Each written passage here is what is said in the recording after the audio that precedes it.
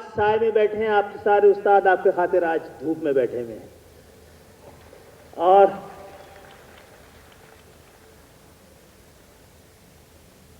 जो बोझ मुझे उठाना चाहिए था गुफ्तगू का, वो उतार के चले गए हैं गवर्नर साहब। तो मेरे पास अब तालीमी बातों के अलावा कुछ रहा नहीं है। तो खातिन हज़रात, इन्होंने खुद कहा, तलावत कलाम पाक हुआ, उसका तर्जुमा कुछ इस तरह भी हो सकता है कि आज की तेजी से नूर रफ्तार बदलती हुई दुनिया में ने सब कुछ बदल के रख दिया है। अगर कोई नहीं बदला तो वो जो बदलने का इरादा भी ना रखता हो, और ऐसा फर्द, अफराद, अकवाम जो खुद को बदलने का इरादा भी ना रखते हो, तो उनको बदलने का खुदा भी वादा नहीं रखता। जब बदलना था तो कई सौ साल की गुलामी से नाउमीद होने के बजाय मुसलमानों ने, बर्रे सगीर ने 23 मार्च 1940 को अपने लिए एक अलग वतन बनाने का इरादा किया, वादा किया। 740 में फैसला किया, वादा किया, इरादा किया, 47 में यह मुल्क बना दिया, 7 साल में। लेकिन 77 साल में जिस मकसद के लिए पाकिस्तान बनाया था वो पूरा नहीं कर। खातिन नजर, हम सब बड़े खुश नसीब थे कि हमें आजादी नसीब हुई। हम सब बड़े बदनसीब हैं कि हमने आजादी की कदर नहीं। कदर किस चीज की जाती है? कदर उस चीज की जाती है जिसके लिए कुर्बानी दी जाए। तो इसके लिए 20 लाख जानों की कुर्बानी, करोड़ों लोगों ने अपने घर बार, जमीन, कटे हुए काफले, लुटी हुई ट्रेनें, बेघर लोग, फिर भी हमें कदर नहीं हुई। हमने तो भारी कीमत अदा की है आजादी की। लेकिन मुझे कहने की इजाजत दीजिए कि हमारी बदनसीबी रही कि मुल्क बनने के बाद उनके हत्थे लगा जो ना सिर्फ खुद कभी आजाद होना चाहते थे, ना बल्कि आजादी की जंग लड़ने वालों के खिलाफ मुखबरी करते रहे। ये पाकिस्तान के 24 करोड़ अवाम का है। पाकिस्तान के तमाम इलाके, तमाम जुबानें बोलने वाले लोगों का है। सब बराबर के वफादार, सब बराबर के हकदार। जब तक यह तस्लीम नहीं किया जाएगा, मुल्क अपनी मंजिल तक पहुंच नहीं पाएगा। गवर्नर साहब ने कहा, हमने तो कोई दावा वादा नहीं किया। हमने तो कभी गरीबों को नहीं कहा कि हम आपको ऐवानों में पहुंचाएंगे। अपने कारकुन से कभी वादा नहीं किया कि आपको ऐवान में पहुंचाएंगे, लेकिन हमने पहुंचा के दिया। हमने तो दावा नहीं किया था कि हम खत्म कर देंगे गवर्नर हाउस, प्रेसिडेंट हाउस, वहां यूनिवर्सिटियां बना देंगे। जितना कानून इजाजत देता था उसकी लचक लेकर जो कुछ गवर्नर सिंध कर रहे हैं, कभी इसी गवर्नर हाउस में हुआ है? हमने तो कोई वादा नहीं किया।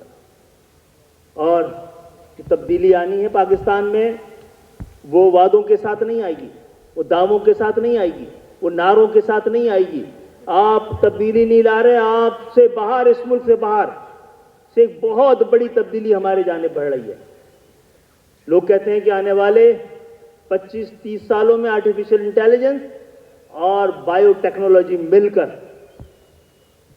आज इतना दुनिया को तब्दील कर देंगे कि आज के बड़े से बड़ा मुस्तकबिल का पेज को, बड़े से बड़ा साइंसदान ये अंदाजा नहीं कर पा रहा कि दुनिया कितने बदलने वाली है। और इस वक्त आने वाले 4-5 सालों में हमने इस बदलते हुए तकाजे के मुताबिक खुद को नहीं तब्दील किया, तो लोग कहते हैं जिन्होंने इस तब्दीली के साथ खुद को तब्दील करने की सलाहियत पैदा नहीं की, दुनिया में 1 अरब लोग इर्रेलेवेंट हो जाएंगे। गौर से देखिए आईने में खड़े होकर, एक कौम की हैसियत से कि 1 अरब लोगों में कहीं हम तो शामिल नहीं। दुनिया में कभी भी मुल्क अकेला तरक्की नहीं करता, बल्कि पूरा रीजन, पूरा खित्ता तरक्की करता है। आपका खित्ता भी 25 साल से तरक्की कर रहा है। चाइना ने 20 साल में अपनी गुर्बत 1997, 98 में चाइना की गुर्बत 40% थी, आज 1% है, यानी उसने 50 करोड़ लोगों को खतरा गुर्बत से बाहर निकाला।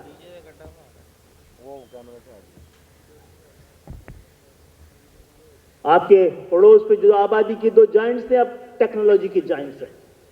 यानी आबादी लायबिलिटी नहीं होती, उसको एसेट भी बनाया जा सकता है, और हमारा एसेट यहां मौजूद है। एक और तब्दीली गौर से देखिएगा, पाकिस्तान भर के खास तौर पे शहरी इलाकों में आज गोल्ड मेडल लेने वालों में कितनी बच्चियां थीं? 80% या 90%? और ये मामला आज के कॉन्वोकेशन का नहीं है, चाहे इस्लामाबाद में हो रहा हो, लाहौर में हो रहा हो, या कराची में कहीं और। जिस मेडिकल यूनिवर्सिटी से मैं पढ़ा हूं, मेरे साथ 30% लड़कियां थी, आज उस मेडिकल कॉलेज में 90% लड़कियां हैं। एक और बड़ी अहम बात जो मुझे करनी थी, गवर्नर साहब करके चले गए, कि पाकिस्तान हुकूमत, रियासत, मुमलिकत जिस बच्ची के हाथ में नश्तर संभाल दिया है, स्टेथोस्कोप दिया है,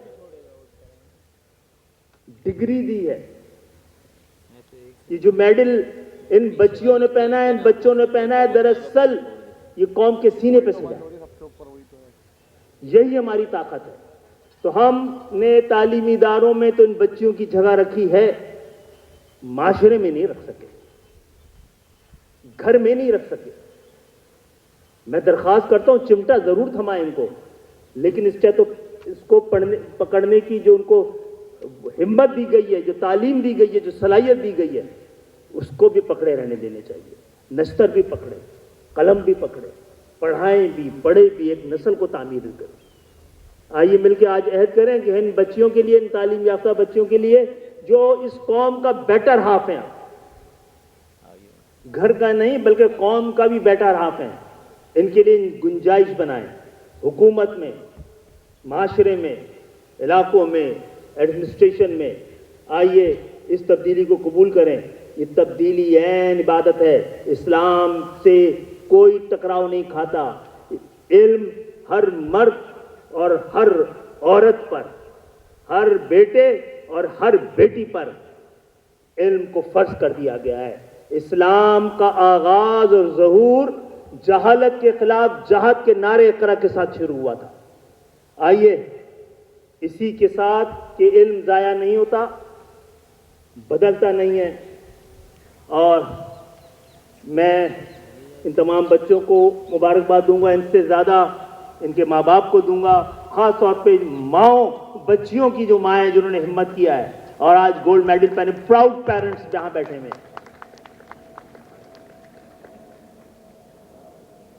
तो बहरहाल इल्म ने खूने रगे जान दिया और ना मरा, इल्म ने जहर का पैमाना पिया और ना मरा, इल्म सुकरात की आवाज है। ईसा का लहू इल्म अब्बास अलमदार के जख्मी बाजू, इल्म सैयाराओ गहवाराओ अंजामो नमू। इंशाअल्लाह ताला इसी इल्म के साथ बगावतों के दरख्श आलम उड़ाएंगे, और जो जुल्म जबर इस मुल्क को रोका हुआ है, एक ऐसा ऐवान सजाएंगे जहां पर किसानों की नुमाइंदगी किसान कर रहा हो, जागीरदार ना कर रहा हो, जहां मजदूरों की नुमाइंदगी मजदूर कर रहा हो, सरमायादार ना कर रहा हो। आपकी हमारी नुमाइंदगी आप और हम कर रहे हो, खानदान ना कर रहे हो। आइए यही तब्दीली है और इसी से पाकिस्तान तब्दील होगा, तब्दीली बेहतरी की जानिब। बहुत बहुत शुक्रिया। और इंशाअल्लाह ताला रास्ते रुकते नहीं हैं, सच्चाई भी अपनी जगह बनाती है और इल्म भी अपना जगह बनाता है। हमने लगा के रखी जितनी पाबंदियां, ओवरऑल इम्पैक्ट नहीं आया। हमने हर जगह पे जहां पर मेरिट पर, सलाहियत पर पाबंदी लगाई, जागीरदाराना जमहूरियत को तगड़ा करते चले गए। बदनसीबी है हम एक दुनिया के बदतरीन जागीरदाराना माशरे से ताल्लुक रखते हैं, जो जबर पे पलता है, जुल्म पे पलता है, नाइंसाफी पे पलता है। अपने इलाके, अपनी जबान, अपनी कौम, अपनी कौमियत को देखे बगैर जुल्म के खिलाफ खड़े हुई है जनाब, ताकि इंसाफ मिल सके। ये